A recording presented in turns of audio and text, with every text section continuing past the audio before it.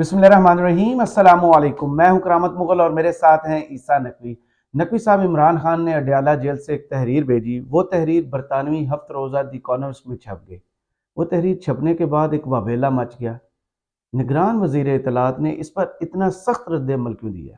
देखें करामत मुगल साहब, इस हवाले से जो डिबेट चल रही है ना, मेन स्ट्रीम मीडिया में भी और सोशल मीडिया पर भी और अदरवाइज भी जो डिस्कोर्स है उसमें कुछ बहुत ही गैर ज़रूरी सवालात के ऊपर बात हो रही है। सही। देखिए 5 बुनियादी सवाल बनते हैं। सवाल नंबर 1, इमरान खान ने लिखा क्या है? जी। सवाल नंबर 2, जो लिखा है वो छपा कहाँ है? सही। सवाल नंबर 3, जो लिखा है क्या ये वही बात है जो वो पहले करते रहे या इसमें कुछ मुख्तलिफ है? सही। सवाल नंबर 4, अगर इसमें कुछ मुख्तलिफ है तो जो मुख्तलिफ लिखा है क्या वो दुरुस्त भी है? सही। और सवाल नंबर 5 कि अब जो लिख दिया है तो इसका असर क्या होगा, इसका इम्पैक्ट क्या होगा? इन 5 सवालों के ऊपर हम बात करेंगे। ये देखें, ये डिबेट के शेर अफजल मरवत ने अपनी बुनियान में छुपा के ये जो है वो बाहर निकाला, या किसी जेल में किसी मौजूद सिक्योरिटी पे मामूर किसी शख्स ने कागज़ और पेन सरका दिया और खान साहब ने किसी कोने में बैठ के लिख दिया और फिर वापस सरका दिया और वहाँ से आ गया। वो ज़ाहिर है कि वो डिटेल्स हैं और उसमें सिर्फ गैस वर्क है और मुख्तलिफ़ किस्म के जो है वो तलाशी है। भाई जो जाता है इमरान खान से मिलने के लिए सबको मालूम है कि वो किस प्रोसेस से होकर जाता है, जब वो बाहर जाता है तो किस प्रोसेस से होकर जाता है, उस मुलाकात के दौरान क्या कोई मौजूद होता है, नहीं होता, दीवारों के कान होते हैं या नहीं होते, दीवारों की आंखें भी होती हैं या नहीं होती। सही। ठीक है ना, ये तो सारी डिफरेंट मामला है। असल चीज ये है कि उसका कंटेंट क्या है। बहुत सारे लोगों को अभी एग्जैक्टली ये नहीं पता कि उन्होंने लिखा क्या है, एग्जैक्टली किन अल्फाज में लिखा है।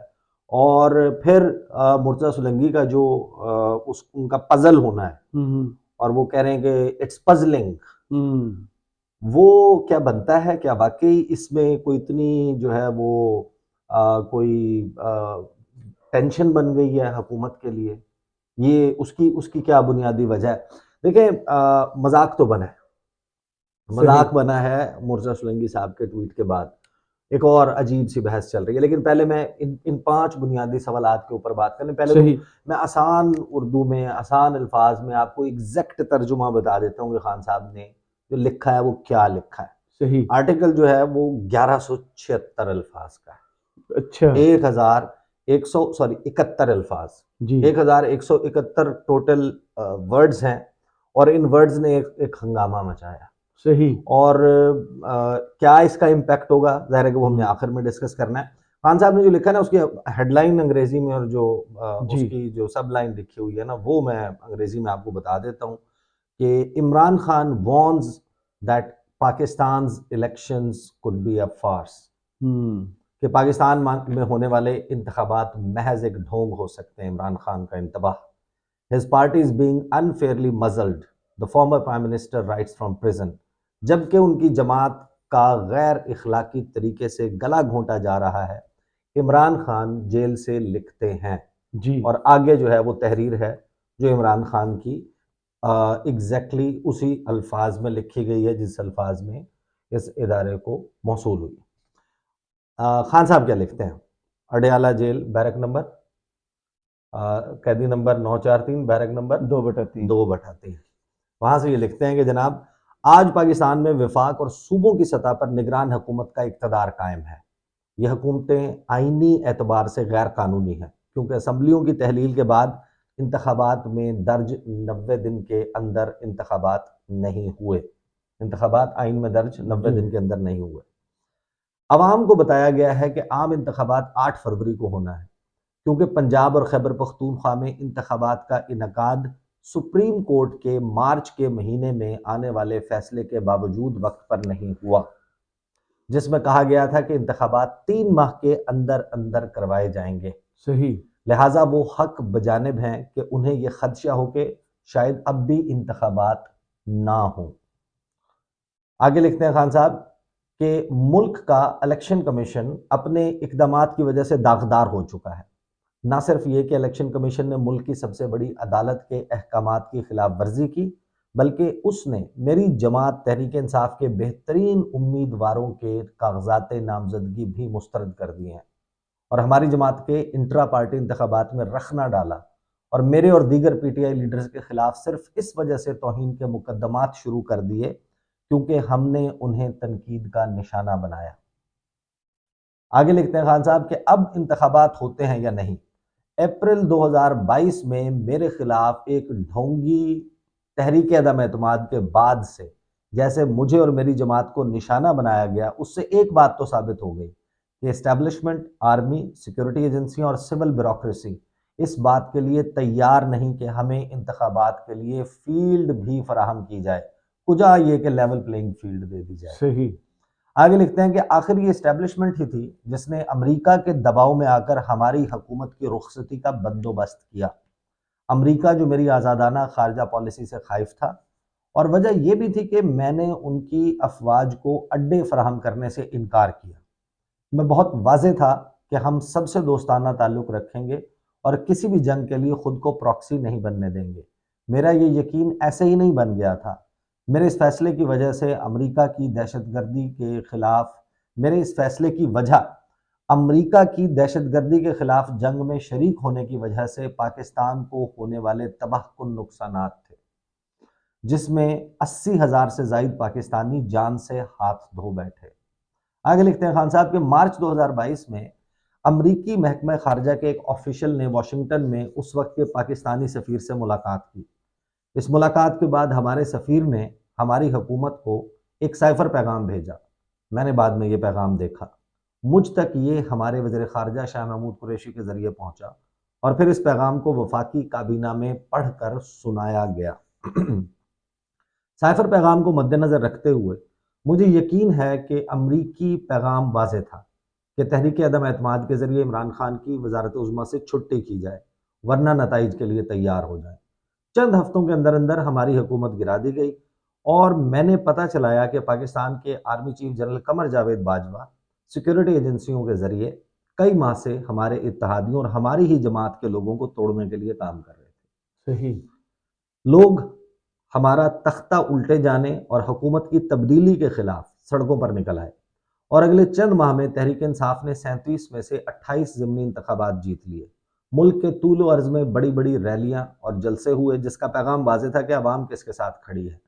ان ریلیوں اور جلسوں میں خواتین کی اتنی بڑی تعداد شریک ہوئی جس کی پاکستان کی تاریخ میں مثال نہیں ملتی۔ ان ڈیولپمنٹ سے جن طاقتوں نے ہماری حکومت کو نکالا تھا وہ بوکھلا گئی۔ آگے خان صاحب لکھتے ہیں کہ ان کے خدشات اور خوف میں اضافہ اس لیے بھی ہوا کہ ہماری جگہ جو حکومت آئی اس نے ملک کی معیشت تباہ کر دی۔ 18 ماہ میں اتنی مہنگائی ہوئی جس کی مثال تاریخ میں نہیں ملتی اور روپے کی قدر میں تاریخی کمی ہوئی۔ سب کے لیے سب کچھ واضح ہو چکا تھا۔ تحریک انصاف کی حکومت نے نہ صرف پاکستان کو دیوالیہ ہونے سے بچایا تھا بلکہ پوری دنیا نے کرونا وائرس کے دوران ہماری حکومت کی پرفارمنس پر تعریف کی۔ اشیاء ضروریہ کی قیمتوں میں اضافے کے باوجود ہماری حکومت کے دوران سال 2021 میں شرح نمو 5.8% جبکہ سال 2022 میں 6.1% جی ڈی پی گروتھ صحیح۔ رہی۔ آگے خان صاحب لکھتے ہیں کہ بدقسمتی سے اسٹیبلشمنٹ فیصلہ کر چکی تھی کہ مجھے اقتدار میں واپس نہیں آنے دینا، لہٰذا مجھے سیاسی منظر نامے سے ہٹانے کے لیے ہر حربہ استعمال کیا گیا۔ میرے اوپر 2 قاتلانہ حملے ہوئے، میری جماعت کے رہنماؤں، ورکرز اور سوشل میڈیا ایکٹیوسٹ اور ہمارے بارے میں اچھی رائے رکھنے والے صحافیوں کو اٹھایا گیا، تشدد کیا گیا، جیلوں میں ڈالا گیا اور ان پر تحریک انصاف چھوڑنے کے لیے دباؤ ڈالا گیا۔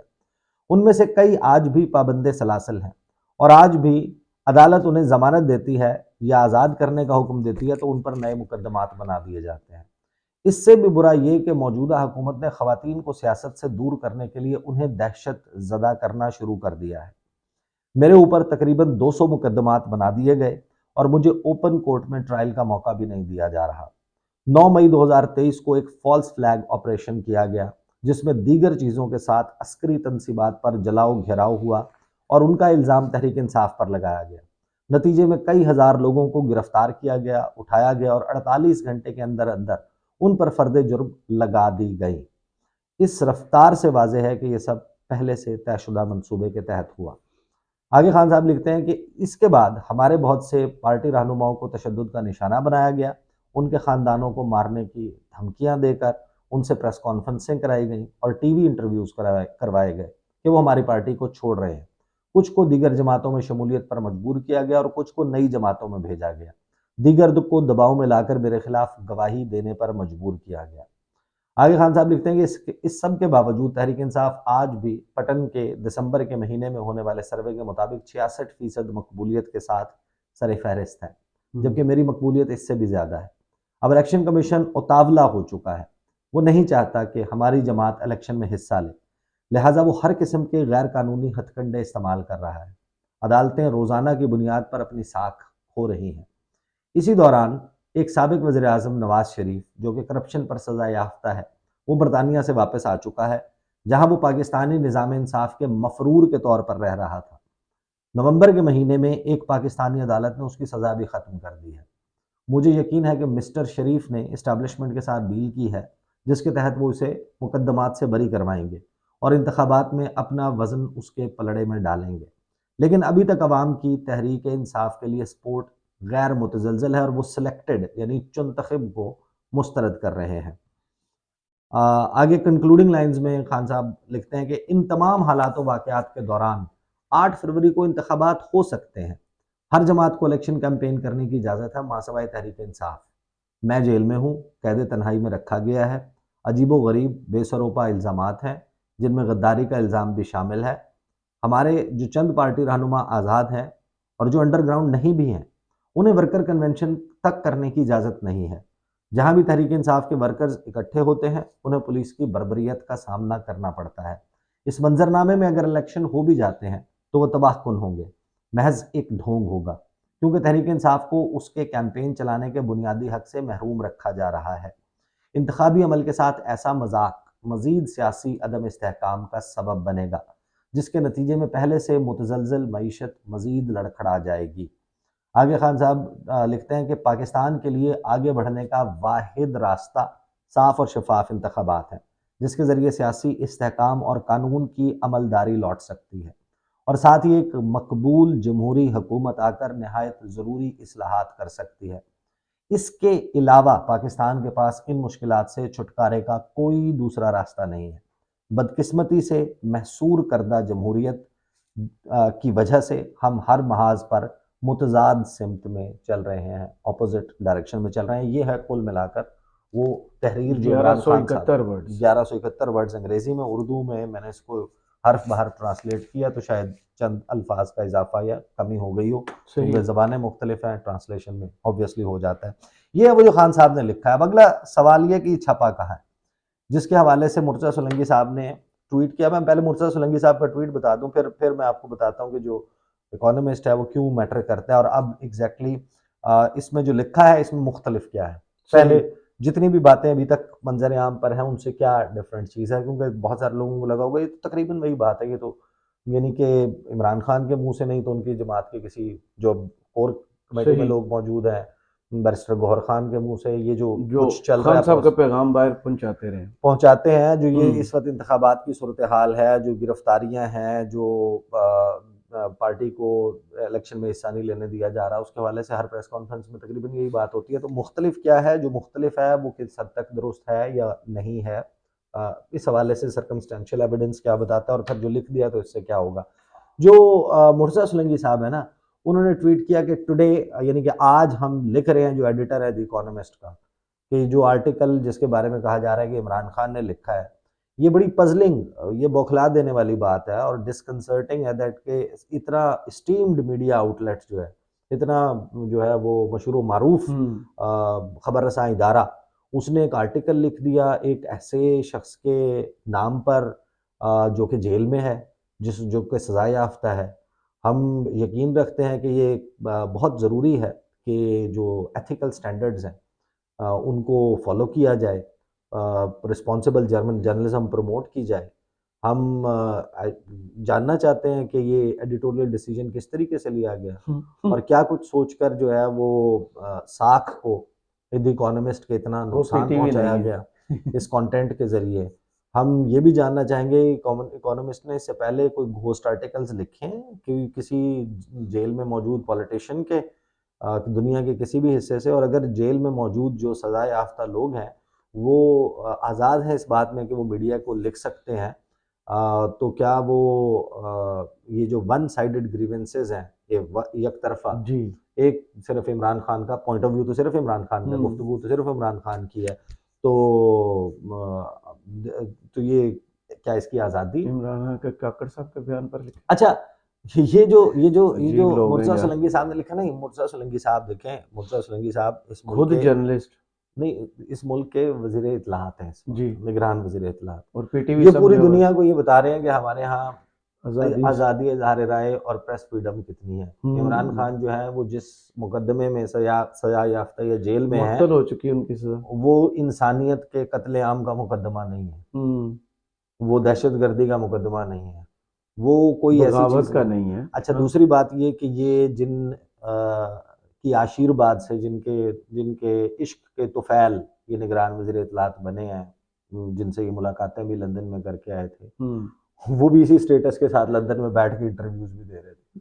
وہ اسٹیفن سیکر کے پاس جو اسحاق ڈار گئے تھے انٹرویو دینے کے جو لیے، چھترول ہوئی تھی، جہاں جس میں اپنی گردن گزار رہے تھے کہ میرے یہاں پہ بڑا مسئلہ ہو رہا ہے جی نا، جی تو اس وجہ سے میں نہیں جا رہا اتنے سال سے، وہ وہاں پر جو انٹرویوز دے رہے تھے، وہ جو میاں صاحب روزانہ وہ بادام چباتے ہوئے ایون فیلڈ اپارٹمنٹ کی سیڑھیاں یا حسن نواز کے دفتر کی سیڑھیاں اتر کے آتے تھے اور میڈیا سے ٹاک کرتے تھے، میاں صاحب کا بھی ایگزیکٹلی یہی اسٹیٹس تھا۔ بالکل، تو یہ بریت ابھی ہوئی ہے نا نومبر جی میں۔ جی دوسری بات یہ کہ آپ جس ادارے کے بارے میں بات کر رہے ہیں، 180 سال کی اس کی ہسٹری ہے۔ 1843 اور وہ میں، دعوت دیتا ہے 1843 جی میں جس ادارے نے کام شروع کیا، اور وہ دنیا کے موقر ترین جریدوں میں سے ایک جریدہ ہے، یعنی آپ فنگر ٹپس کے اوپر گن لیں گے، فائنینشیل ٹائمز، دی اکانومسٹ، وال اسٹریٹ جرنل، کچھ ایسے وہ ہیں جن کو پوری دنیا میں پڑھا نہیں جاتا، دنیا میں مانا جاتا ہے، یقین کیا جاتا ہے، لوگ اپنی یعنی کہ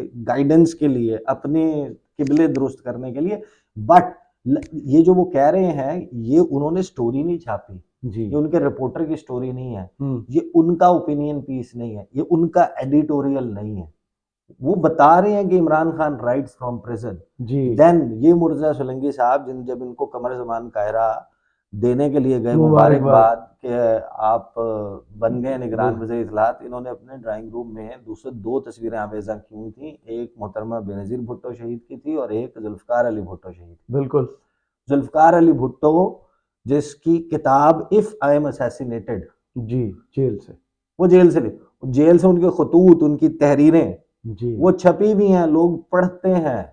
it is his point of view, غلط ہو سکتا ہے، صحیح ہو سکتا ہے، عمران خان کا دعوے میں ان کی اپنی پولیٹیکل گینز ہو سکتے ہیں، اس کی وجہ سے ہو سکتا ہے، سب کچھ ہو سکتا ہے، but it is his point of view, اور آپ پوری دنیا کو یہ بتا رہے ہیں کہ یہ آپ واقعی یہی سب کچھ کر رہے ہیں۔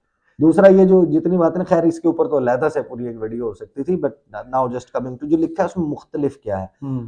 خان صاحب نے تقریباً یہ ساری باتیں پہلے کی ہوئی ہیں، ایک چیز جو انہوں نے فرسٹ ٹائم خود ان الفاظ میں اس طریقے سے کہی ہے، وہ کہی ہے انہوں نے کہ ایک تو آزاد خارجہ پالیسی سے اگلی جو لائن انہوں نے کہی نا کہ امریکہ کو مسئلہ کیا تھا، اڈوں والا، انہوں نے کہا کہ اڈے میں نہیں دے رہا تھا۔ جی اب کیا یہ بات درست بھی ہے؟ دیکھیں، یہ آپ کو کوئی لکھ کے نہیں دے گا، nobody will give it to you in writing۔ صحیح، سوال سے اس سوال کے جواب تک پہنچنے کے لیے نا مزید کچھ سوال ہیں جن پہ آپ کام کریں۔ وہ سوال یہ ہے کہ جس وقت ٹرمپ چلا گیا اور جو بائیڈن آ گیا، جو بائیڈن نے 14 اپریل کو جو روز ویلٹ روم ہے وہاں پر ساؤتھ والے ایریا میں، وائٹ ہاؤس میں، وہاں پہ کھڑے ہو کے ایک تقریر کی تھی۔ اس تقریر میں اس نے کہا تھا کہ 20 سال پہلے جو میرے پریڈیسیسر ہیں، پیشرو بولتے ہیں نا، جی انہوں نے یہیں پہ کھڑے ہو کے افغانستان پہ چڑھائی کا اعلان کیا تھا، آج 20 سال کے بعد میں یہاں پہ کھڑے ہو کے انخلا کا اعلان کر رہا ہوں۔ صحیح، ساتھ ہی انہوں نے ایک بات کی، انہوں نے کہا کہ لیکن ہم ریجن میں اپنی پریزنس رکھیں گے for over the horizon operations, اس افغانستان جی کے ارد گرد اپنی موجودگی برقرار رکھیں گے اوور دا ہورائزن آپریشنز کے لیے، جی ڈرون اٹیکس کے لیے، کوئی اور آپ کو جو ہے وہ ٹارگیٹڈ اسٹرائکس کرنی پڑتی ہیں, کہیں پہ حملہ کرنا پڑتا ہے, کچھ ایسا کچھ کرنا پڑتا ہے اوور دا ہورائزن آپریشنس. صحیح. اب افغانستان کے ارد گرد دیکھ لیں, ایران ممکن ہی نہیں ہے, چائنا ممکن ہی نہیں ہے, تاجکستان, ترکمانستان, ازبکستان, رشیا نہیں الاؤ کرے گا. جی. امریکن پریزنس وہاں پر ہے ان کی پریزنس, لیکن اس طریقے سے بیسز جب یہ اس طریقے سے انخلا ہو رہا ہے تو وہ ایک بڑا پرابلم ہے. پاکستان آگے انڈیا, انڈیا دے سکتا ہے لیکن انڈیا کیسے پاکستان کے اوپر سے پاکستان کے اوپر سے کیسے جائے گا, چائنا سے کیسے جائے گا, عربین سی سے کیسے جائے گا, کیونکہ عربین سی کے بعد بھی ایک طرف ایران آ جاتا ہے, ایک طرف پاکستان آ جاتا ہے. صحیح. تو انڈیا بھی پاسبل نہیں ہے. آپ کو پتہ ہے کہ یہ جب ڈرونز یعنی کہ جب یہ چلے بھی گئے تھے, ایک الزام لگایا تھا انہوں نے, جو ملا عمر کے بیٹے ہیں جی, انٹیریئر منسٹر, انہوں نے کہا تھا کہ ابھی بھی ڈرون سٹرائکس جو ہو رہی ہیں, ڈرونز آ رہے ہیں, راستہ بھی انہوں نے بتایا تھا, الزام بھی انہوں نے لگائے تھے. اور پھر ایک بات چلی تھی کہ قطر سے B-52 بامبر اڑتے ہیں, اور امریکہ نے 5th فلیٹ جو ہے اس میں ایڈ کیا ہے ایک پورا جو کور سٹرائک گروپ ہے 7th فلیٹ سے یہاں پر لے کے آئے, اور اس بحری بیڑے سے اڑتے ہیں ساتھ میں ڈرونز بھی اور دیگر طیارے بھی, اور پھر وہ جاتے ہیں اور افغانستان میں سٹرائکس کیری آؤٹ کر کے آتے ہیں. بٹ اس ڈیٹیل سے ہٹ کے جیک سولیون سے یہ سوال ہوا تھا, امریکی نیشنل سیکورٹی ایڈوائزر سے, اس نے کنفرم کیا تھا کہ یس وی آر ان ٹاکس. اس نے یہ نہیں کنفرم کیا تھا کہ ہم کن کے ساتھ ٹاکس میں ہیں, لیکن ولیم جوزف برنز CIA کا ڈائریکٹر, یہ آن دا ریکارڈ ہے, ہی کیم